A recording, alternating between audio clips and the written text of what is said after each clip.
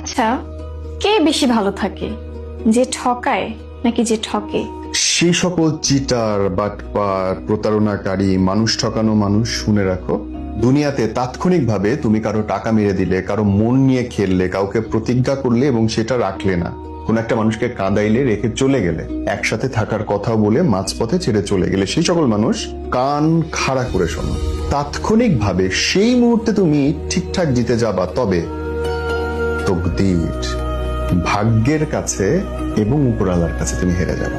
আর এমন ভাবে পড়বা, এমন ভাবে প্রতিশোধ তোমার লাইফে আসবে, এমন ভাবে তুমি বিধ্বস্ত হবা, ওই মানুষটা, যেই মানুষটাকে তুমি হারাইছো, যেই মানুষটা তোমার কাছ থেকে কষ্ট পাইছে, যেই মানুষটা প্রতারণা শিকার, সে ততদিন আল্লাহর রহমতে সুস্থ, স্বাভাবিক, সমৃদ্ধশালী হয়ে দাঁড়ায় দাঁড়ায় তোমার পতন দেখবে। সো যারা ঠকাচ্ছ, সাবধান।